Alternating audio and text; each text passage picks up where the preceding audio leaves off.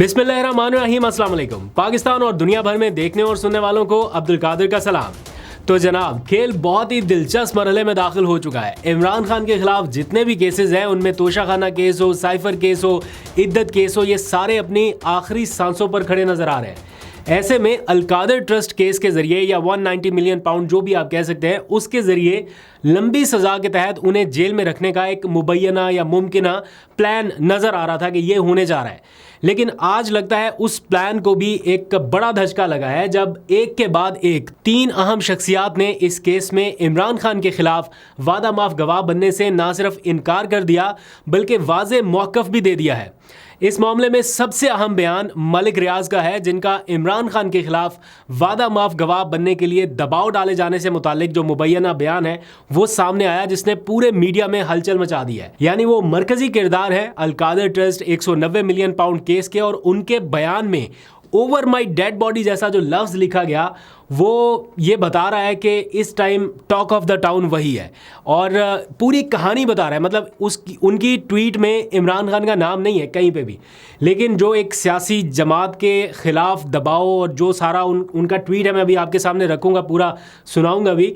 तो वो ये बता रहा है कि मामला कितना गंभीर था और कितना सादा और कितना आसान हो गया।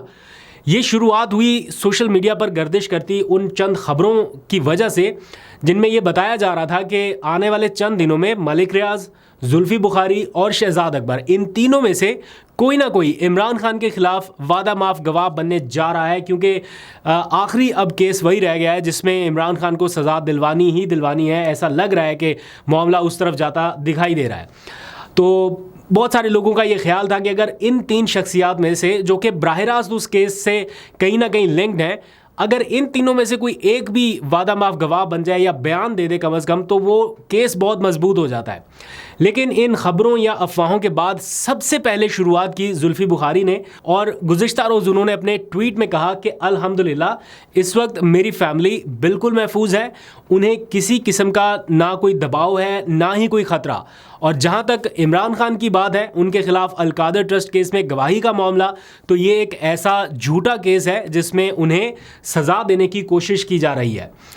और उन्होंने अपने ट्वीट में लिखा कि मैं कभी भी इमरान खान के ख़िलाफ़ जाऊं या गवाह बनूं, ये चंद लोगों की ख्वाहिश तो हो सकती है, मगर मौला के करम से कभी हकीकत नहीं।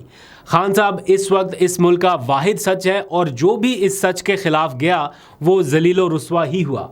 काफ़ी सख्त अल्फाज उन्होंने इस्तेमाल किए। ये एज़ इट इज़ उनका ट्वीट है।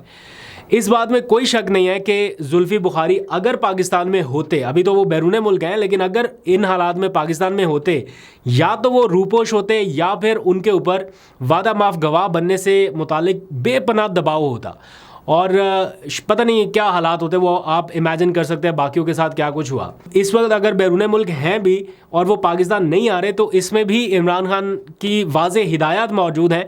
उन तक ये पैगाम इमरान खान की तरफ से ही पहुंचाया गया था कि वो वापस मुल्क में ना आए। इसी वजह से ना वो इलेक्शन लड़ सके, ना वो सेनेटर बन सके, ना किसी और सियासी सरगर्मी में उस तरह से हिस्सा ले सके। उनको ये हिदायत दी गई कि आप वहीं पर रहें, क्योंकि इन हालात में उनका पाकिस्तान आना ये सीधा सीधा इमरान खान के खिलाफ केस मजबूत करने वाली बात थी। फिर इसके चंद घंटों बाद असल मामला सामने आया, असल धमाका खेज मवाद सामने आया, जब मलिक रियाज ने एक ऐसा बयान दे दिया जिसके पूरे मतलब कॉन्टेक्स्ट में इमरान खान का लफ्ज़ नहीं है, लेकिन समझने वाले समझ सकते हैं कि वो किस दबाव की बात कर रहे हैं और उन पर दबाव क्यों डाला जा रहा था। अपने ट्वीट में उन्होंने कहा कि मेरी सारी ज़िंदगी अल्लाह ताला ने हमेशा मुझे अपने उसूल पर कायम रहने की रहनुमाई की है। आप इख्तलाफ कर सकते हैं उनकी बातों से अगर करना चाहें, लेकिन मैं सिर्फ उनके ट्वीट के अल्फाज बता रहा हूँ। उन्होंने कहा कि मैं किसी भी मामले में सियासी फरीक ना बना हूँ ना बनूंगा। अब 1 साल से ज़्यादा अरसे से मुझ पर समझौता करने के लिए बहुत दबाव है, लेकिन मैं कभी भी किसी को इजाज़त नहीं दूंगा कि वो मुझे सियासी मकासद के लिए प्यादे के तौर पर इस्तेमाल करे। अब यहाँ उन पर दबाव किसने डाला, उन्होंने कुछ नहीं लिखा, लेकिन आपको याद होगा कि उनकी जाहिर बात है दुबई में बहुत सारी मुलाकातें रहती हैं, बल्कि जब नवाज शरीफ साहब वतन वापस आ रहे थे और दुबई में उन्होंने कुछ देर के लिए क़याम किया तो मलिक रियाज साहब उनसे मिलने भी गए। अंदर क्या मुलाकातें हुई मुझे नहीं पता, लेकिन ये हो नहीं सकता कि इस टॉपिक पर या इन मामलात के हवाले से बातचीत ना हुई हो। लेकिन उस मुलाकात का क्या एंड रिजल्ट मिला कुछ मालूम नहीं है। और भी बहुत सारे लोग उनसे, अहम शख्सियात जो है वो गाहे बगाहे मिलती रही, राब्ते में रहे, बल्कि आसिफ जरदारी से उनका बड़ा करीबी राब्ता है, कोई ढका छुपा नहीं है। रजीम चेंज के वक्त इन दोनों का राब्ता था, बल्कि मलिक रियाज इमरान खान के कोई मैसेजेस मुबैना तौर पर कन्वे कर रहे थे आसिफ जरदारी को एज़ पर टेलीफोनिक कॉन्वर्जेशन, लेकिन इमरान खान साहब ने उसकी तरदीद की थी कि मैंने कोई मैसेजेस इस तरह से नहीं भिजवाया। तो ये सारी चीज़ें तो अब आपके सामने है, मंजर आम पे आ चुकी। उन्होंने अपनी ट्वीट में जो लिखा है वो बड़ा इंपॉर्टेंट है। उन्होंने कहा कि मैंने माजी में इस तरह के दबाव का पूरी हिम्मत और ताकत से सामना किया है। आज भी ज़ाती हैसियत में मैं पूरे यकीन के साथ कह सकता हूँ ओवर माई डेड बॉडी। मतलब ये बहुत ही एक सख्त स्टेटमेंट है कि अगर ये सब कुछ करना है दबाव के तहत, ये सारा कुछ करना है तो मेरी लाश से गुजर के चले जाइए, ये कर लीजिए। उन्होंने कहा कि अपनी बीमार हालत और परेशानी के बावजूद मैं इस मुसीबत का सामना करने के लिए साबित कदम हूँ। रोज़ाना मालियाती कारोबार का नुकसान बर्दाश्त कर रहा हूँ और पूरी तरह दीवार के साथ धकेल दिया जा रहा हूँ, लेकिन किसी दबाव के हथकंडों के सामने हथियार नहीं डालूंगा। अल्लाह ताला इस मुश्किल दौर में इज़्ज़त के साथ मेरी रहनुमाई और मदद करे और मुझे सुरखरू करेगा।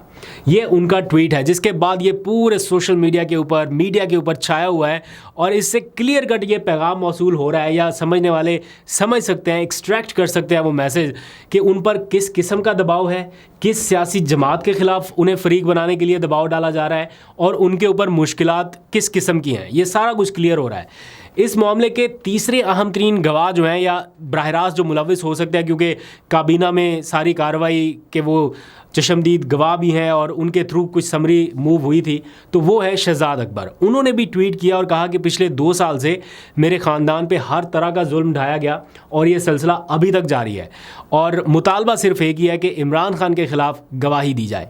उन्होंने कहा कि मेरा जवाब पहले भी ये था और तामर्ग यही रहेगा कि खान के ख़िलाफ़ कभी भी झूठी गवाही नहीं दूंगा और ना किसी साजिश का हिस्सा बनूंगा। अल्लाह मेरी और मेरे ख़ानदान की हिफाजत करे। तो जुल्फ़ी बुखारी से ये मामला शुरू हुआ, मलिक रियाज आ गए, मलिक रियाज से आगे अब बैरिस्टर शहजाद अकबर। इन तीनों की जानिब से ये स्टार गवाहान बन सकते हैं, लेकिन इन तीनों ने अलग अलग अपने मौक़िफ़ में वाज़े बता दिया कि वो इमरान खान के ख़िलाफ़ गवाही देने के लिए तैयार नहीं है।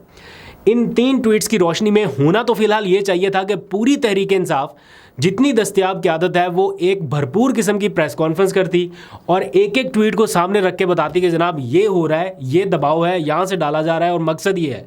लेकिन लीडरशिप अभी तक मैंने नहीं देखा कि कोई पीटीआई की तरफ से कोई बयान आया हो या कोई इस सारे मामले को लेकर कोई प्रेस रिलीज़ या कोई प्रेस कॉन्फ्रेंस। मतलब बिल्कुल खामोशी है। और बहुत दफ़ा ऐसा हुआ कि जहाँ पे बहुत अग्रेसिव तरीके से आपको फुल टॉस जब मिल रही है और आपको आवाम को बताना चाहिए आके कि जनाब हमारे साथ ये हो रहा है और ये लोग हैं, मरकज़ी किरदार हैं, वो अपने मुंह से ये बातें कर रहे हैं। अभी तक जब मैं बात कर रहा हूँ शाम के इस पहर तक तो कोई मैसेज, कोई स्टेटमेंट नहीं आया। बाद में आ जाए, शाम को आ जाए, रात में आ जाए, वो अलग बात है।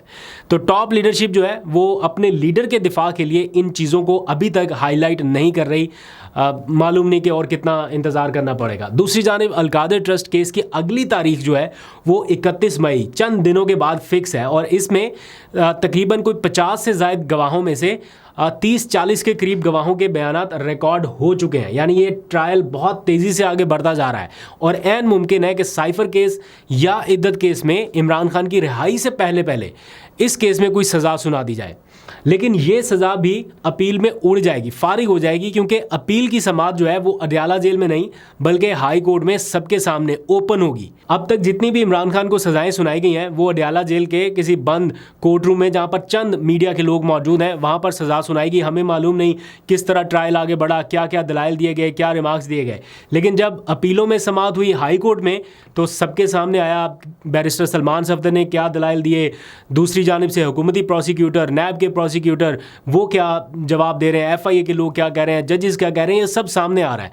तो वो सारी चीज़ें सामने आ जाती हैं। तो अभी इस केस में भी अगर सज़ा होती है बिलफर्ज तो हाई कोर्ट में जब अपील होगी तो उसके सामने ये उड़ जानी है सज़ा, क्योंकि असल गवाहान जो मरकज़ी किरदार हैं उनसे तो स्टेटमेंट रिकॉर्ड ही नहीं हुई। मलिक रियाज ने नहीं दिया, शहजाद अकबर ने नहीं बयान दिया, जुल्फ़ी बुखारी ने नहीं दिया, तो फिर कौन से गवाहान ऐसे हैं जिनको बेस बना के ये सारा कुछ किया गया। दूसरी जानिब इमरान खान की रिहाई के लिए एक बड़ी डेवलपमेंट यह है कि मुज़ाकरात का इशारा मिला है। ये इशारा किसी ऐसे फ्रीक की तरफ से नहीं आया, बल्कि ख़ुद वज़ीर आला खैबर पख्तूनख्वा अली अमीन गंडापुर की जानिब से ये इशारा मिला। और गुज़िश्ता रोज़ उस वक्त उन्होंने इसका हिंट दिया जब SIFC की जो एक मीटिंग थी, उसके बाद मीडिया से इंटरेक्ट हुआ और उनसे जब पूछा गया कि क्या आपकी आर्मी चीफ से कोई मुलाकात हुई, तो उन्होंने कहा कि एक बार नहीं 2 बार सलाम दुआ हुई। और फिर उनसे जब ये क्वेश्चन हुआ कि क्या इमरान खान की रिहाई से मुताल्लिक कोई बातचीत, कोई ऐसा इनिशिएटिव लिया गया, तो उन्होंने कहा कि उसके लिए अलग से बातचीत चल रही है, तो मैं यहाँ पर फिर बात क्यों करूँ। दैट मीन्स कि कहीं पे कुछ हो रहा है, मतलब वो किससे बात हो रही है, कहाँ हो रही है, कहाँ तक पहुँची है, इस बारे में मालूम नहीं है। लेकिन उन्होंने बड़ा क्लियर हिंट दिया कि जब कहीं और बातचीत हो रही है किसी और जगह पे, तो फिर इस प्लेटफॉर्म पे बात करने का क्या मकसद। और फिर इसी से लिंक अली अमीन गंडापुर की आज इमरान खान से मुलाकात भी हुई। 40 मिनट तक कॉन्फ्रेंस रूम में इस मुलाकात में क्या डिस्कशन हुआ वो तो खैर बाद में डिटेल सामने आएगी जब पता चलेगा। लेकिन ये है कि कुछ ना कुछ अहम डेवलपमेंट हुई ज़रूर है और उनको या तो उनसे गाइडलाइंस ली गई हैं या उन्हें कुछ ना कुछ बाहर की जो पेशरफ्त है उसके बारे में बताया गया है। आज उनकी वज़ीर दाखिला से भी मुलाकात हुई है और उसमें भी उनके सूबे के जो मसाइल हैं उनसे मुतालिक चीज़ें आगे बढ़ाई गई हैं। तो और भी पसे पर्दा ऐसी चीज़ें हो रही हैं जिनके बारे में ना हमें इस वक्त बताया जा रहा है, ना मीडिया के ऊपर चीज़ें हाईलाइट हो रही हैं, लेकिन मुलाकातें दर पर्दा हो रही हैं। जैसे मौलाना फजलुर रहमान से of the record, on the record, कुछ PTI के लोग मुलाकातें कर रहे हैं, कुछ दूसरी साइड के लोग भी मुलाकातें कर रहे हैं कि बात बनी रहे। तो जो भी अपडेट होगी फर्दर आपको बताऊँगा, जो ऑथेंटिक इन्फॉर्मेशन होगी वही बताऊँगा। कोई एग्जैजरेशन नहीं, कोई ऐसा नहीं कि ये हो गया, ये होने लगा, ये कल को बस तहल का और पता नहीं क्या क्या। अभी इंतज़ार भी करना होगा और ये चूँकि कानूनी जंग थोड़ी लंबी चलेगी, तो इसलिए सब्र का दामन हाथ से नहीं छोड़िएगा। अभी तक के लिए अपना बहुत सा ख्याल रखिए। अल्लाह हाफिज़।